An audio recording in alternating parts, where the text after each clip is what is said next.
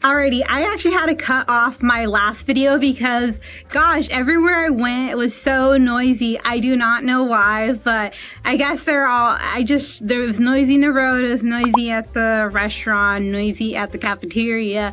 It was even super noisy at my home. Like, I could not record unless someone was like doing something in the background. And I have to talk really, really loud. And I'm not a really loud speaker, FYI. Like, if I talk really harshly, I get really tired. But anyways, I'm back again today to talk a little bit about how I stay frugal in my life. Today, I'm actually at a fun co-working space. And this co-working space, we just have a bunch of businesses come together and you get to work here. And I have this fun opportunity to hang out with tons of people who are like-minded like me. And, you know, trying to do what they can with their life and whatever dreams they are and passion that they're interested in pursuing. But I actually have my computer here. I just actually got a new computer. My computer just recently broke. I'm not gonna lie, I had my computer for 5 years, and honestly, that thing should have died a long time ago, but I like to span my stuff until the end.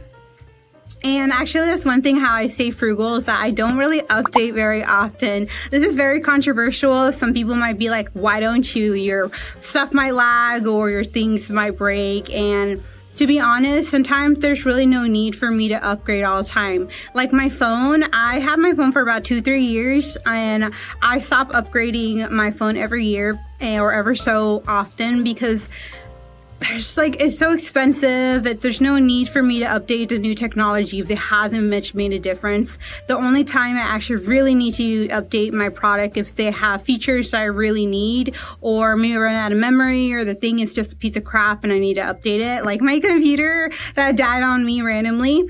I'm willing to pay for products that are a lot more expensive that last long term.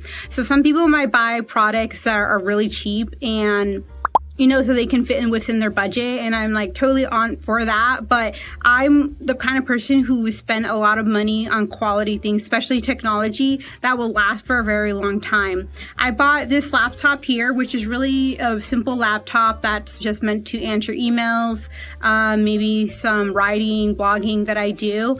And I bought also a PC. My PC is where I do a lot of this editing, like my video here and screen lighting, all that stuff, and more additional softwares I really need to add there. But I made sure to pay a really good price for a PC that's flexible, that I can build over time, keep for long term, and just ready to go when I need it. So I did spend having both a laptop that's practical and then on top of that a PC. So I don't upgrade often, but I do spend money on the places that really do matter, that I'm gonna get value out of it. Another thing, I'm just looking off my list before I forget, some things that I don't do actually is that I actually avoid shopping centers or shopping apps often as much as possible. I don't actually hop on social media for that one case because it's really easy for you to go and look at like the latest trends and blogs and keep up with it. And I'm all for fashion. Like, I love looking good. I love looking what other people are wearing. And I don't know, aesthetics are really fun and pleasing to me. But one thing is that I can't always keep up with it, and it's really, it gives me a headache and it's not good for my pocket. So I try to stay off of social apps or store apps like Amazon or shopping apps. I don't really download it on my phone. If I absolutely really want to go to a shopping store, I would go on the web browser. I don't have it on my phone like an app. The most app that I have that I do hop on for shopping is Amazon, because the convenience that I have, because I honestly live really far away from a lot of stores, so sometimes the time and the distance to go and get one item is not worth it, and it's better for me to get it delivered to my home. Also, one thing, I actually get the best prices for the deals, and sometimes most of the things there's just really simple stuff. I don't really have to leave my house, and I can just spend my time doing other things that are more productive than shopping. So I just have Amazon on my phone. All the rest of the stores I actually have to go in person, and I actually designate days where I go out and shop and look at things. But most of the time I don't anymore because I don't have anything to look for. I just have too much clothes, to be honest. I have a lot of clothes, but I love clothes too, but I try to minimize and streamline my my outfits and wear clothes that I know for a fact that I'm gonna wear multiple times and I look good in it and it's fun and happy and represents me. Okay, so let's go to my next one. Is actually really, really important, and I don't think a lot of people talk about it, or they do talk about it, but they actually don't do it, and it's stop giving a damn. Really stop caring. Really stop caring about what people think about you, what you think, or what they say, or I really don't care, to be honest. Sometimes I wear clothes that are extremely outdated. Sometimes I'm lugging around things that people like, they don't like, why are you wearing that? Why don't you get the newest thing? Or why don't you have this new stuff? Or why aren't you doing this new thing? To be honest, I don't care anymore. I'm not really, people get to a certain age and they stop caring. Yes and no, but I haven't reached a certain age. FYI, I'm still very young, and the truth is, to learn that really early in life is actually key to your life success. Like, honestly, the more you stop caring, the more happier you get to be in this life. And what I learned is that I stopped caring, and it saved me a shitload of money. Like, I've stopped caring about hanging out with people I don't really want to. I stopped caring about going to events that don't really mean anything to me. And I stopped caring about whenever I said no to people or not care about a certain thing because I'm just not interested. Like, I just really stopped caring what people thought about me. And honestly, since I stopped caring about people, I've been saving quite a bit of money. That's, like, I gotta say, the number one thing how I started saving money is stop really caring. And you should too. Anyways, the last thing I really wanted to share is actually, rather than saving money and being frugal, which I absolutely love, this whole video is about being frugal and finding ways to maximize your dollars for your best advantage. For me, I stopped worrying about how to save money so often, and this is a mind shift actually.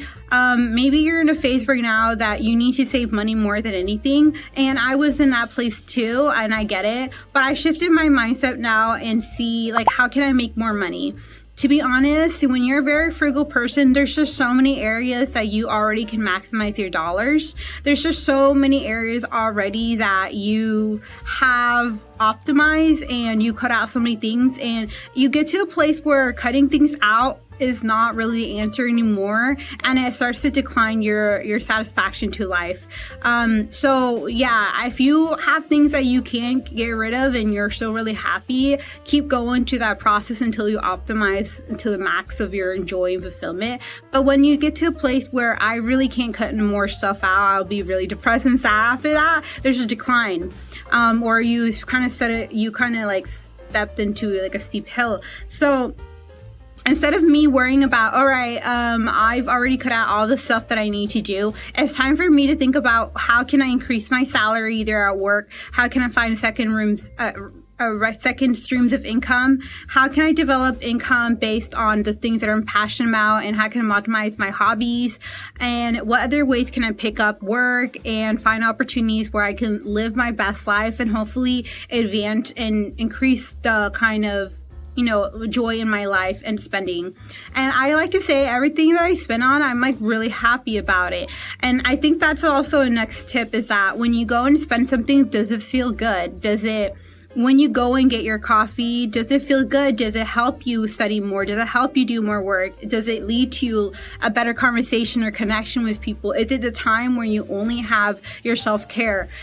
Because there's just so much you can do. A lot of people always say, cut off your coffee. And maybe if you're an addict, if you do buy like $7, $8, $10 coffee every day, well, it doesn't even matter sometimes. Like, if that's the only time you find joy in your day, maybe the coffee is not the problem. The coffee is just one area. It's just a small micro choice that you can do. But I look at it more of a bigger holistic picture. Like, what are my bigger purchases that I know that I can reduce? Like maybe your housing, maybe your transportation, maybe a healthcare plan that you've been spending too much money on, maybe like a gym membership or your health where you can do things free rather than, or size down to a different gym membership, stuff like that.